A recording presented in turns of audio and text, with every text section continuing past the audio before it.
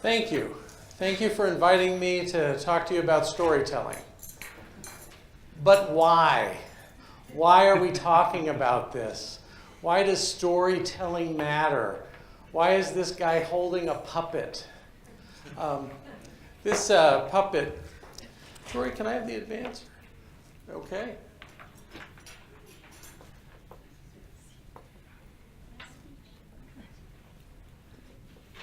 Anybody recognize him? Yeah. During the rehearsal, my son Jordan, the college student, said, Dad, excuse me, Dad, that puppet is Sigmund Freud. And the theories of Sigmund Freud have been widely discounted. I think the psychology you're talking about is Carl Jung and Jungian archetypes. And I said, Jordan, shut up. I can't find a Carl Jung puppet. I just want to make the point, the because. It's because prospects are hardwired for stories. Prospects are hardwired for stories. Can I tell you a story? The year was 1997. The place was Princess Anne, Maryland. And there was a couple, Bill and Maria, who got hit with some undeserved misfortune. Maria, very loyal employee at Johns Hopkins University. Bill was a very dedicated police officer. And the Aflac associate came in and enrolled him. And he said, let me tell you, I really like this wellness initiative you got going. I like this fact, if I go in for a wellness exam, you're going to pay me. Tell you what, I'm going to cost Aflac a lot of money. Well, sad to tell, Bill went in for that exam, and the x-ray showed inoperable lung cancer. He came to the associate and said, I've got some bad news. I'm going to cost you a lot of money. Now, Maria, what she did immediately was quit her job at Johns Hopkins University. She was a loyal employee, but she was a more loyal wife. And she wanted to take care of Bill.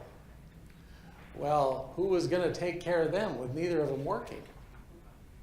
Well, Aflac. Aflac kept gas in the tank. They kept food on the table, and they kept a roof over their heads. It was sad. It was about a year later, Bill passed away. And Maria said to the Aflac associate, I just want to thank you so much.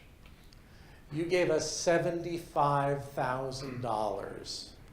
But what you really gave me was time. The time to spend the year with my husband. So there's a moral to the story. The moral of the story is none of us know when we could get hit with undeserved misfortune. When cancer or a major accident, a heart attack, a stroke could happen. We just don't know. But what we do know, when the wolf's at the door, it'd be good to have Aflac. Okay, that's a true story. That story didn't take but a minute to tell. Now, why are we wanting to tell it? And I have a lot of respect. The more I've been learning about you, that you really help people when the wolf is at the door. If you want to get a wolf like this big bad wolf, you can get it at IKEA. I love it because it already has grandma inside. Bada boom. You got to lighten the mood after the cancer story, We're going to have some fun learning about storytelling. What you do is very serious. Let's have some fun, too, with it. Humans are hardwired for stories. If I could give you one piece of scientific advice, it's that humans are hardwired for stories. If you're one of those people, I'm a nerd. If you're kind of a nerd and want to go read all about the neuroscience and the psychology and the brain, go to Scientific American Mind, the August 2008 issue. One of the cover stories is The Power of Stories, Why They Transport Us. And we really see the power of stories there. Vanderbilt University, back in Tennessee, did a study. And they took two groups. Think of it like we divided this room up in two groups. And we sent one group in one room, the other group here. And the first group, they gave all the facts and figures of the case. They gave them all the information, all the data, all the numbers. The other group, they just told them a narrative. They just told them a story about what was going on. Guess which group was more convinced? The ones who had the numbers or the ones who had the story? Well, of course, the story, that's why I'm here. If you want people to think it over, give them lots of facts and figures. If you want people to make a decision, go to where their emotion is. I'm not going to give you brain science. I have taught for years at a university, but I can't explain the brain or stem cells or electricity. I'm a social scientist. If you want to know what makes people tick, I'm your guy. And it's storytelling because it affects a different part of the brain where the emotions are. I was giving a talk in downtown LA, a workshop on storytelling, and it was in the office of a very large law firm. And I told them about storytelling and that there's 8 great stories that people tell, and that's what persuades people. And the managing director of the law firm took me back into his inner office, and he had all kinds of movie posters up there. And he said, Grandpa was a Hollywood producer, Dad was a Hollywood producer, I'm an entertainment lawyer. He said, but Grandpa used to say, we only make 8 movies in Hollywood, and we make them over and over again. I didn't understand what that was until today. I need to go back. There we go.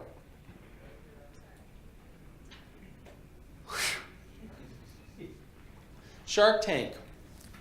A man by the name of Scott is the casting director for Shark Tank.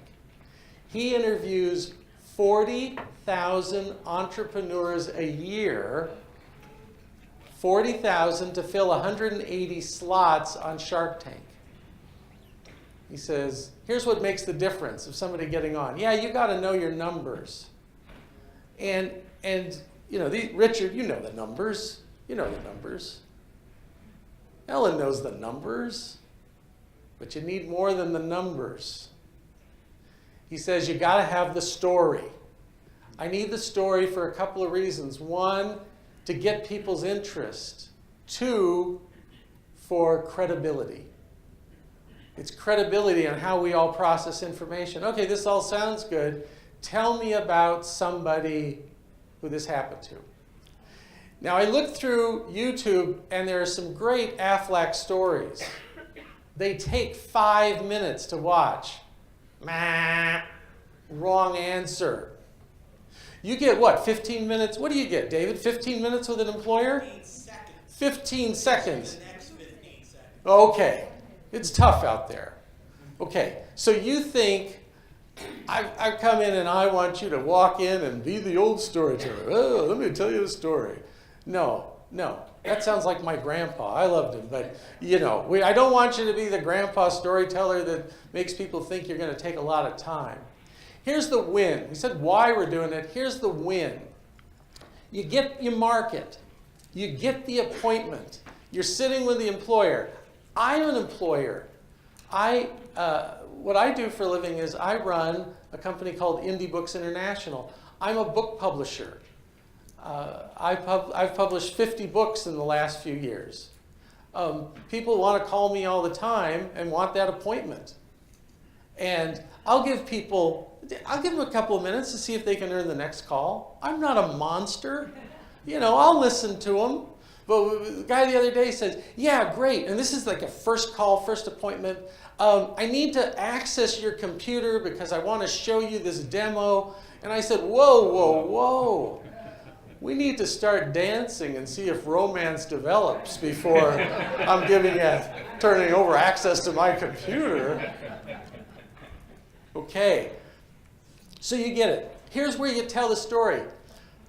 it's toward the end, and you ask for permission. Can I tell you a story? And the story, a story like Bill and Maria, a story that you can get them off Aflac and the website, just condense them a little about the major accident, and the son went into a lake. It was cold. When they brought him out of the lake, he was dead. Okay, that's called a resurrection or rebirth story. The 8 great stories are, they're the monster, overcoming the monster story. They're the underdog story, the comedy, the tragedy, the mystery, a quest, a rebirth, and an escape. It's all in the book. Shem's giving you a gift. Everybody gets a book.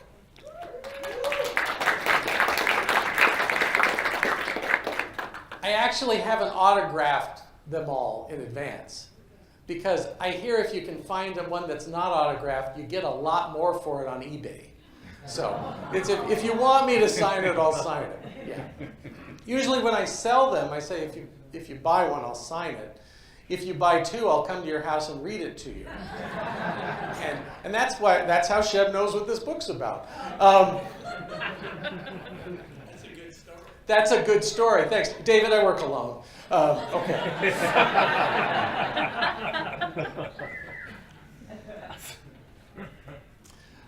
Hollywood, the 8 great stories. We said that one was a rebirth story about that man's son who came back to life, but they needed a lot of help. Most of the stories you tell are monster stories. The monsters are, tell me the monsters. Cancer, heart attack, stroke, major accident. There we go. Catastrophic. That's kind of a big fancy word for me. I'll just say bad. Is that okay? Bad accident. But I'm not in the winner's circle, so I'll defer to you. I didn't get, I'm hungry. You got to eat lunch in front of me.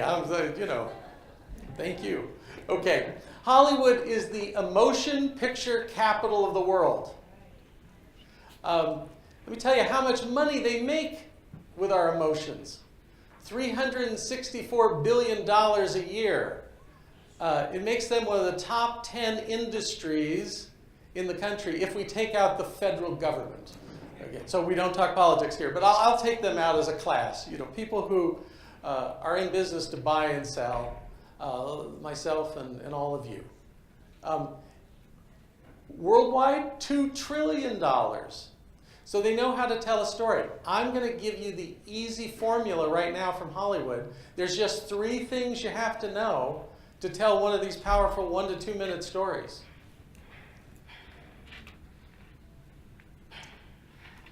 Anybody here not see Star Wars? Okay, anybody not know? Okay. Jonathan, you've been under a rock. We've got some work to do with you here. Long time ago in a galaxy far away. Okay. Well, we'll catch you up. But basically, in 1977, anybody remember standing in line for that movie? Yeah. I mean, it was such a big deal to see this movie. And so basically, your story needs 3 characters: Luke, Darth, and Yoda. Yay. Little shout out for Yoda. Okay, thank you. We'll get there. Again, I work alone. Luke is the hero of the story. This is an underdog story. He lost his parents. Whenever you see that. I've ruined movies for my family, by the way. We'll be on the couch watching TV and like a Disney movie, and this big brat comes up to goes, "Son, I know it's been very tough since your mother died, but I think things will work out for you if you work hard." We go, underdog story, little rat wins in the end. Ratatouille. Or the cheerleaders come in and they're all dressed in black, and they come up to the other cheerleaders and they go, "Oh no, this is not over. We're going to see you at nationals." And we go, "Oh, antagonist, showdown, 3rd act, blonde cheerleaders win." So it has ruined movies for us. But you just have to know the basic setup here. the main character, the protagonist, if we like the fancy words, protagonist, but the main character, the hero of the story, is somebody who goes from a mess to a success. It's tough in that story with Maria and Bill, because it's not Bill's story, because Bill's not at the end of the story. It's Maria's story. Bill loved Maria so much that he enrolled in Aflac. Maria was so loyal to Bill, she gave up a job she loved to care for him and was grateful at the end. Okay, there's got to be a monster, a nemesis, a villain. Cancer, heart attack, stroke, catastrophic accident. Bad accident. Okay, that's it. Oh, I've got news for you. You're not the hero of Aflac stories. Oh, we do great things. You do great things. We got them $75,000 so they could live. You did. You're not the hero. The prospect is the hero. We could have slightly told the Bill and Maria story a little different about the employer who let Aflac come in to enroll and let them be the hero of the story. Well, if we're not the hero of the story, who are we? Well, a lot of you were ahead of the game. You're the little green guy. You're the mentor character. Oh, and if there are any nerds, because I own it, you know, we're coming from a family of nerds, I own it. I don't want anybody afterwards saying, Henry, actually, Darth Vader isn't the villain of Star Wars. Plot spoiler, he's actually Luke's father, and he wants Luke to help him put the galaxy right. Yeah, I get it. German, I speak German. Vader, father. Yeah, I got it. I saw it coming. Again, I ruin movies for my family. They hate it. The mysteries, when they go, oh, who do you think? I'm liking the brother-in-law for it. And they go, oh, darn, you know, I never saw that. You know, when you learn this storytelling, it does. Okay, but things, 1977, we've come a long way, baby. Things must be different now. Yeah, we've got a woman who lost her parents. We've got a guy dressed in black who's the bad guy. And then it seems Mark Hamill has turned kind of green and into Yoda. So, you know, age happens to us all. It's the mentor character. So that's what you need in the Aflac story. The prospect who made the right decision. The employer who made the right decision to bring you in. So people can feel good about it. And a happy ending, of course. No stories like, well, we talked to this employer. He thought about bringing Aflac. He didn't. 5 of his people were in a catastrophic accident, and they lost everything. They went bankrupt. I think they died horrible deaths. Would you like us to come in? You know, it's like, that's called a tragedy. Yeah, we don't want to go there. Let's feel good about this.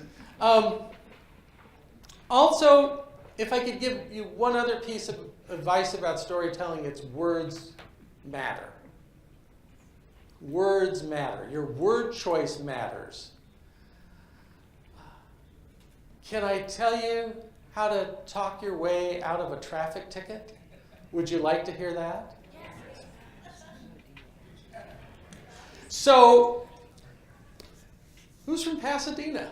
We got some Pasadena folks? Okay, this is a Pasadena story.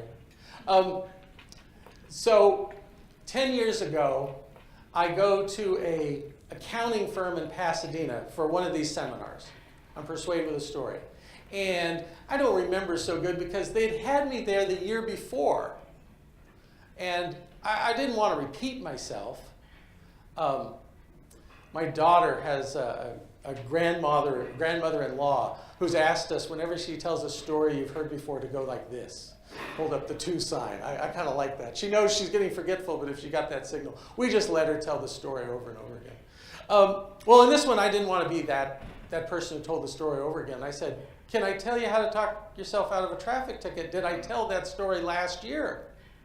Oh, the room went crazy. yeah. And then two guys, Reggie and Juan, wanted to testify. I mean, their hands were, us, choose me, like that kid in school, choose me. I go, oh, okay. And you'd like Reggie and Juan. They're kind of nerd accountants too, but what they chose as a line was to help nonprofits and social services. So they're sent to help nonprofits and social services with the books. And Juan led the story. He said, let me tell Reggie. He goes, last year we were sent to go see a client in a sketchy neighborhood of LA. And we were a little nervous about driving there. I drove, and sure enough, I drove down the wrong way down a one-way street in front of LA Police Department headquarters. They're pulled over. But they were Henry trained, as you're about to be trained. Let's see how fast we can do it. Ladies and gentlemen, how fast can you get your wallet out from your purse or your pants that you could take that out? We're going now. It's a competition. 1, 2, 3. How fast can you get it out? This is the group participation part of the afternoon. Okay, you got your wallets out? Well, that's what Juan did. He threw it up on the dash, rolled down the window. The officer, it was before the officer could clear the car, Reggie was able to open up the glove compartment where the proof of insurance and registration was sitting. Didn't get it, but then he just rested his hand. Now Juan took his hands 10 and 2. No, I'm sorry, midnight, gripping it. Okay. So all of this is symbolic communications. You're starting to tell a story to the officer before you say a word. What's the story you're telling? I'm cooperating. What else? You're absolutely right. I'm cooperating. No gun. I'm not going to shoot you. And then don't shoot me. Thank you. And please don't shoot me. If we get it on Facebook, we want, yeah. It was pretty clear. If somebody else is filming it, what's happening here. Okay, now, I am not proud of the following fact. I've been pulled over 10 times in the last 7 years. I am proud of the fact that I've talked my way out of all 10 tickets with what I'm about to give you. This is a better gift than that book, right? Okay, so hands up there. The last time for me was in Phoenix, Arizona. If you don't know about me, I'm a baseball nut. I have visited 41 Major League Baseball parks. I have 3 to go before I touch them all. And I go to spring training every year. I go see the Dodgers and the Angels out in Phoenix. Well, you do more than just go see ball games. You got to do something else. There's a thing called Camelback. It's kind of like this rocky outcropping, if you've seen it in Scottsdale. Well, my buddy and I were going to go there. He's very athletic. He's going up and over the top of this and down and on his knee, and he's bleeding. He calls me on the cell phone. Could I drive the car around and pick him up? So I take the car. I'm driving around Camelback, and coming the opposite way is a black and white, goes off. Guy flips around. And I go, oh, he got me on radar. Oh, what's the speed limit? Sign ahead, 35. What was I doing? 45. Okay. So here's the drill. You do all these things to show respect, and then there's a magic phrase. Now the officer is going to come up to the window, and I believe they're taught the first day at the academy what to say. Does anybody know what the officer says? Before license and registration, they say something else. Yes, you had it. You must have experience with this. Do you know why I pulled you over today? Thank you. Yeah, do you know why I pulled you over today? Now, this is a critical moment. You do not give an excuse. You admit freely whatever you were doing and then say the following magic phrase. If you could let me off with a warning, I would appreciate it. And if you can't, I certainly understand. If you could let me off with a warning, I would appreciate it. And if you can't, I certainly understand. This is a magic phrase. It contains 2 magic words, and it doesn't contain 1 bad word. The first magic word is if. If is a soft knock at the door. It doesn't put the prospect, the police officer, anybody you want something from on the defensive. If you could meet with me, I'd really appreciate that. And if you can't, I understand. You give them the power. The other magic word is and. A lot of people make the mistake of putting but in there. If you can meet with, but if you can't. Now, but, I'm on a campaign to get the butts out of people's mouths. They're just not sanitary. Okay, Ellen, will you play a game with me? Ellen's up front. You shouldn't sit up front, but will you play a game with me? Okay, well, just sure. Okay, here it is. I'm going to give you 2 phrases. You tell me which one you liked better. Ellen, you look very nice today, but I think a necklace would make that look even better. Or, Ellen, you look really nice today, and I think a necklace like the one my wife found the other night would make that look even better. Which one did you like? You like the and, right? Not the but. The but negates everything you just said. It says, what I just said isn't true. Richard, you look really nice today, but maybe a different you go, I don't look nice today. You just, So we bring an employee in, and you say, you're doing really good work here, but there's something I wanted to talk to you about. Don't do like I did. Tell an employee, last thing Friday, before you go home, I need to talk to you. When I was an early manager, and they came in, and I go, what's wrong? You want to talk to me? I said, yeah, I just said you did a really good job this week. Thank you. And? Okay. And you're an asset to the team. We really enjoy working with you here. And I really count on you. But are you firing me? No. So the but gets people off on the wrong foot. Don't do but. The officer. Back in Phoenix, Arizona. Officer comes up. I pulled you over. Yes, officer. I was doing 45 miles an hour in a 35 mile an hour zone. There's no excuse for that. If you could let me off with a warning, I would appreciate it. And if you can't, I certainly understand. And he said, actually, you were doing 45 in a 25 mile an hour zone. It doesn't turn to 35 until that post up there. Did you know that in Arizona, it's a felony to drive 20 miles over the posted speed limit? I now have the authority to impound your car and take you to county jail.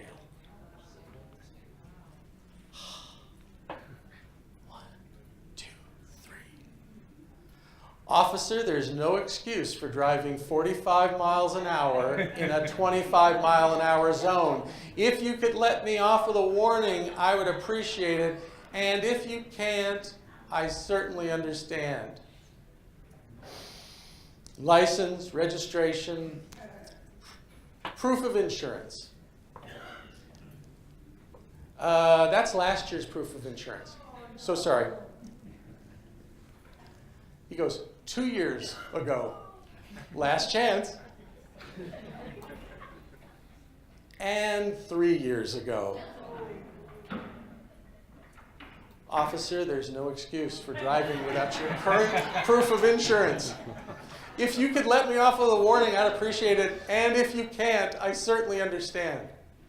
And he said, you are killing me here. You are killing me. Okay.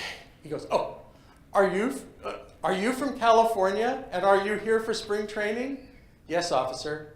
Is your current proof of insurance on your desk at home? Yes, officer. I would like you to go drive and get it and put it in your car. Back to Reggie and Juan. They were nervous because the LA Police Department does not have the best record for public relations when pulling over drivers.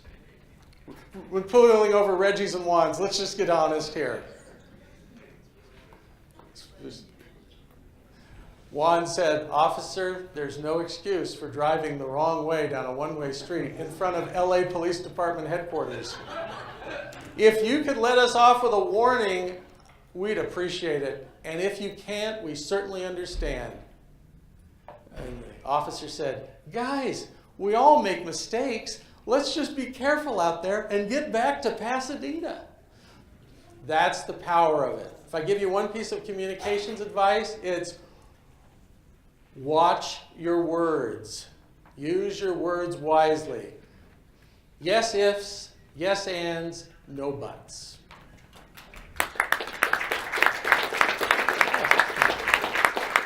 Oh, shucks. Thanks. Okay, we're going to keep calm and improv here. I know what you're thinking. Oh, if only I could impress everybody by telling a 1-minute Aflac story to the crowd and Henry could give me some coaching to improve. That's what you're thinking, I know. So who's my first volunteer? This is the audience participation part. I need a volunteer. Anybody? You raised your hand first. Please come forward. What's your name? Come on forward.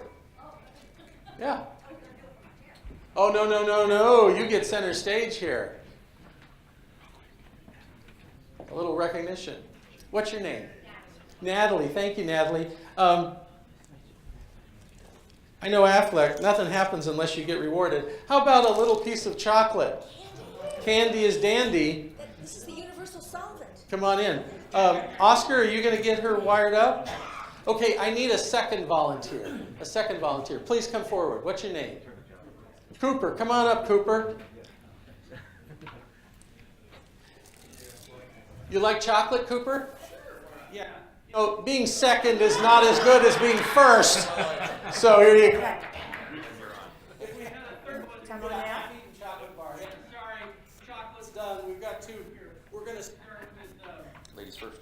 Natalie. Please go forward, Natalie. So I'm going to do it like a Clint Eastwood directs a movie. He's going to yell action. Okay. Anytime you're ready. So anytime you're ready, tell your story to the group. My best friend's sister had a brain operation.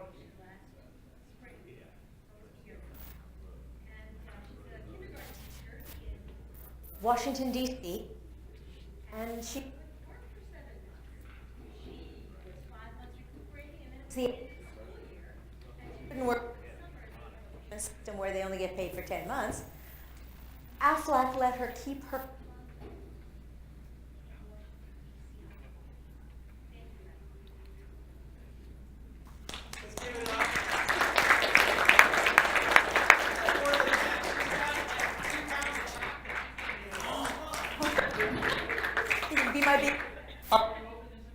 Yes, please.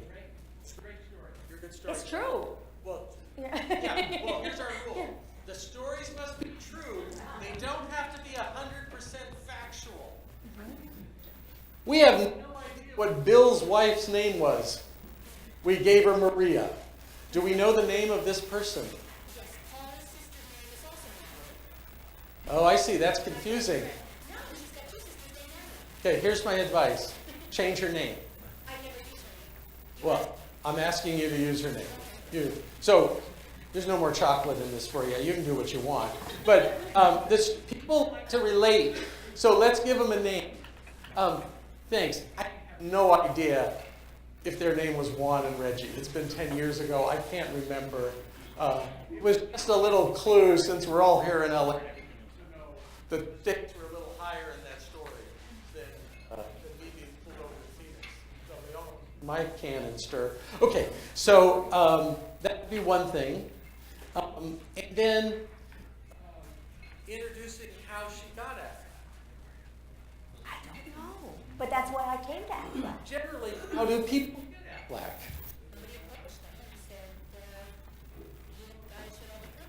So Let's invent that character. Well, the Aflac agent approached the employer. The employer gave him 15 minutes, but at 15 minutes said, okay, let's do this. So this new person's name, not Natalie, now Nancy. So Nancy, the school teacher, signed up for it. And then the villain shows up. What was her problem? A brain tumor. Ugh. Okay, but she was there, but they were there for her. Did she survive the brain tumor? Well, okay, let's have that at the end. And here's the good news.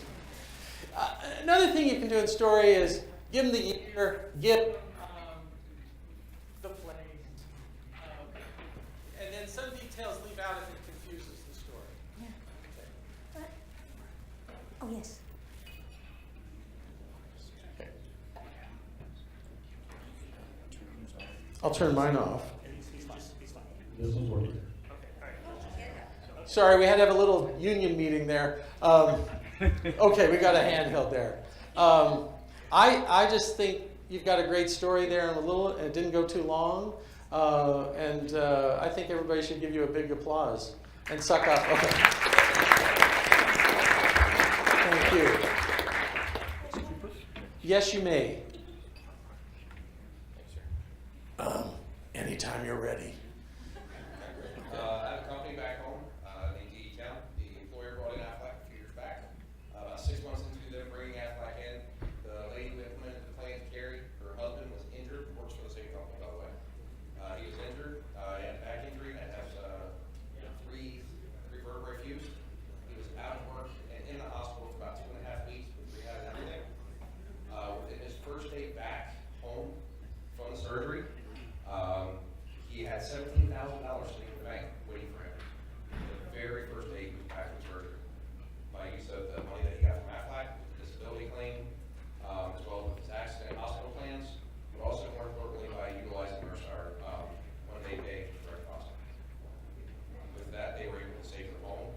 Carrie, the woman who actually brought it in, was actually able to take extra days off and stay with her husband, and all the bills were paid without missing anything. Yay!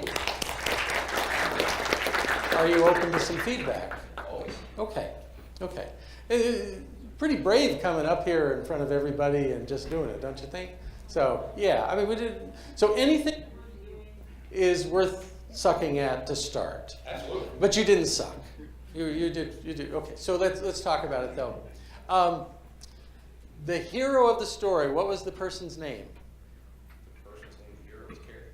Carrie. Yes. And Carrie got the problem. No, her husband had a problem. Her husband had the problem. Let's start with Carrie as your first sentence. A lot of times we want to put a lead into the story. The story is about the person. If you watch the movies that you watch, we're going to see the main characters show up right away. And we know this story is about them.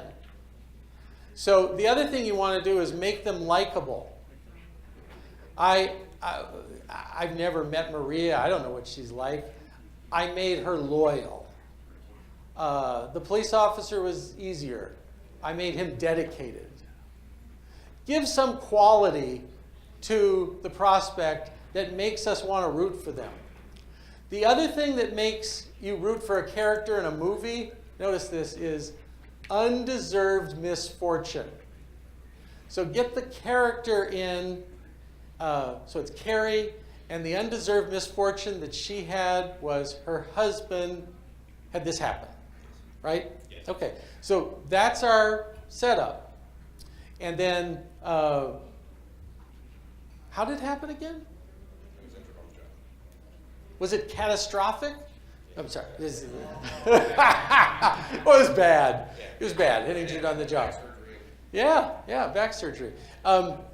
There was a line you had, which was very good, and you said, and Aflac helped them save their home.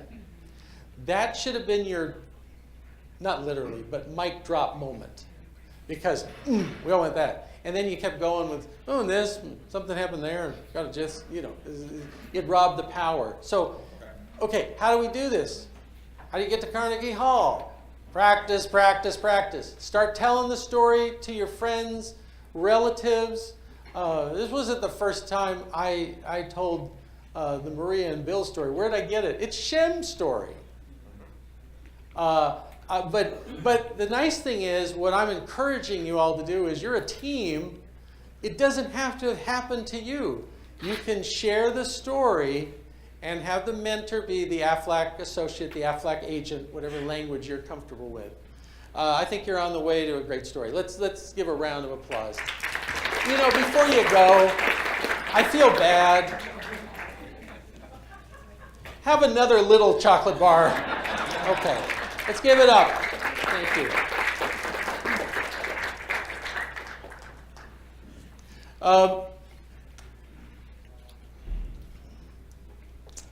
Now, I told you, you don't get to be the heroes of your stories. And when you read the book, you'll see that the reason why you need to make the prospect the hero. Well, I'll explain it real quick. If you become the hero of the story, and there's a villain, there's no mentor, but what character does it make the prospect? It makes the prospect the damsel in distress. And that is not anything that anybody wants to identify with. They won't identify with the victim. They won't identify with the person being taken advantage of by the fates and the system and all that. Make them the hero. The heroic decision that they made was they were smart enough to enroll in Aflac. And if the Aflac agent, if the Aflac associate hadn't been there, the good things wouldn't have happened. So you have a role in the story. But there's an exception that proves every rule. There's one other story you need to develop. It's called your defining story. This is the story that's about you. You get to tell this. You're going to tell it when you're recruiting people to come into Aflac. You're going to tell it. You're going to tell it to your mother-in-law on why you joined Aflac. You're going to tell it to friends. You're going to tell it to prospects sometimes because they're going to ask you, well, how did you get started in this?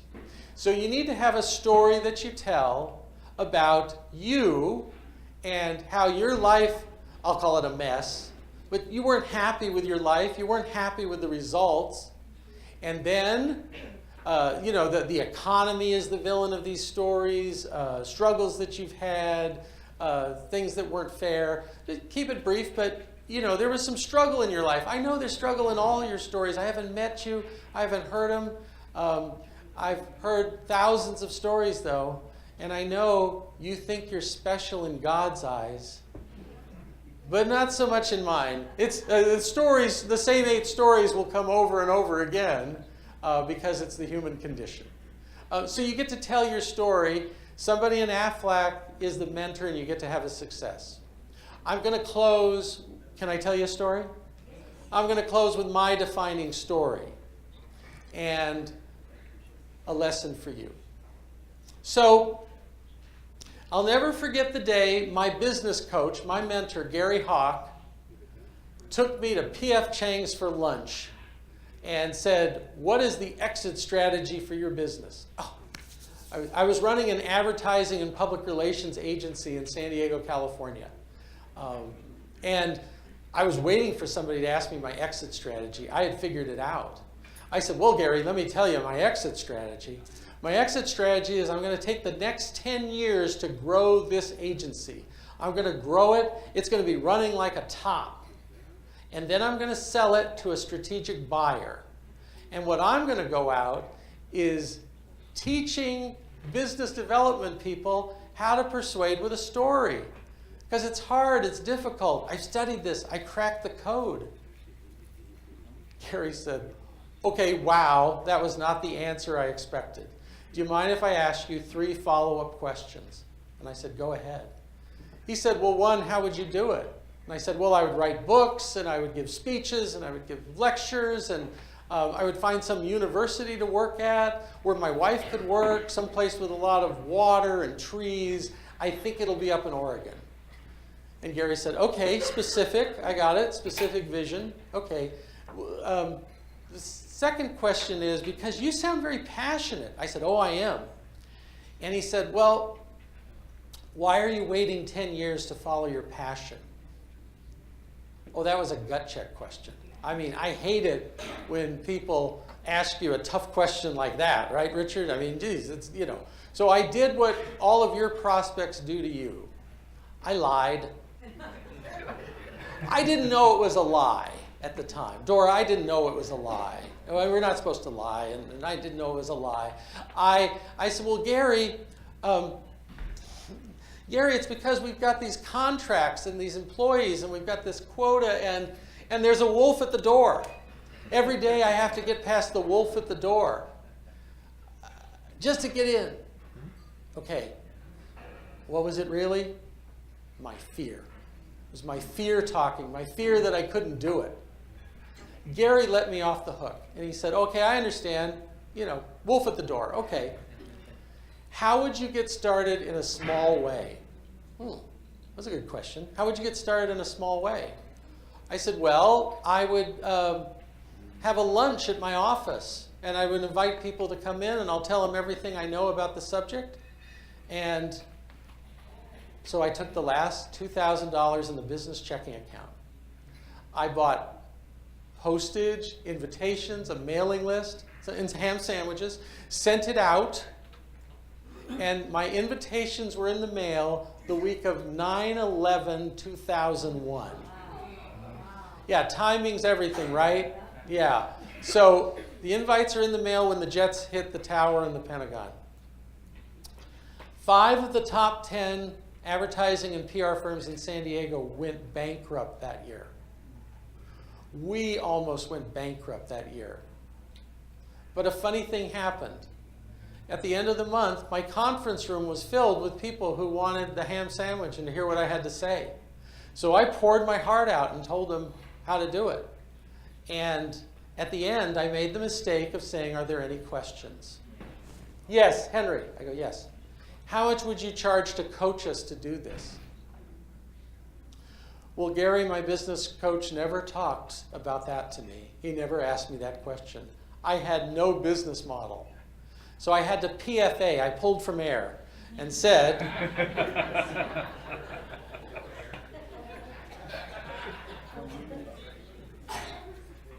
I said $5,000, and he said, check or credit card? The next month I said 6, 7, 8, 9, 10, 11, 12. The price didn't matter. It was the size of the firm and how much of the heavy lifting I was willing to do. Revolutionized my business. I found a home for the clients. I found a home for the employees, focused on this. I've written 8 books on the subject since then. I was invited to bring my business into the University of California at San Diego and become the assistant dean for continuing education. And I did that for 7 years. And I went to my boss and said, I love the university, I love you, I love the work we do, but there's some reason I love these business development people more.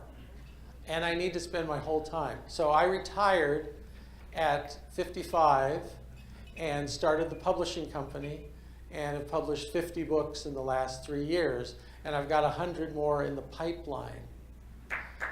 Oh.